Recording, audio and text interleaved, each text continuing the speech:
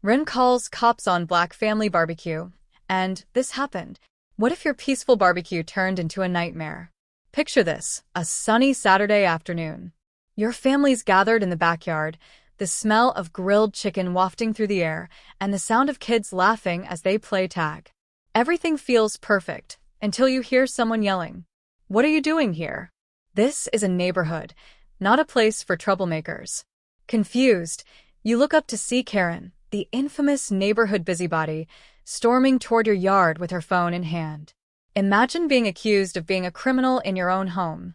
Karen's voice is sharp as she accuses your family of disturbing the peace. She even suggests you're trespassing. You try to explain, calmly, that this is your property, but she won't hear it. "No way this house belongs to you," she snaps. "I'm calling the police." Your heart pounds, but you stay calm. Why is this happening? Is it because of the color of your skin? Within minutes, 2 police cars pull up, their flashing lights shattering the peaceful scene. Your kids cling to you, frightened, while you try to keep your cool. The officers step out, their demeanor icy, and Karen smirks, crossing her arms as she points to you. "That's them. They don't belong here, and they're ruining the neighborhood." What would you do if the people meant to protect you treated you like a criminal? The officers approach, demanding your ID. One of them even mentions cuffing you just to be safe. Your wife's voice trembles as she insists you haven't done anything wrong, while your kids start crying. Karen stands by, smug, arms folded. "I knew it," she mutters. "They're up to no good." But here's the twist. You're not just anyone. You're Captain George Anthony, a decorated police officer with years of service. Still, you stay silent. As one officer reaches for the cuffs, you pull out your badge. The look on their faces? Priceless. "Wait, you're a cop?" one stammers.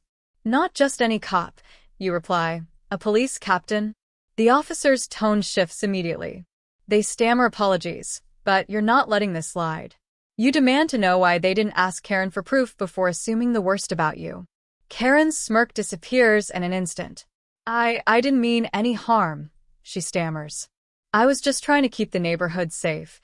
Do you think ignorance is an excuse for racism? By now, a small crowd has gathered. Neighbors start whispering, realizing what Karen's done. One even steps forward to defend you. "This family has lived here for years," they say. "Karen's the only one causing trouble." You make it clear that there will be consequences, not just for Karen, but for the officers who mishandled the situation. What would you do to ensure this never happens again? The following week, the story goes viral. Karen becomes the face of racial profiling in the neighborhood.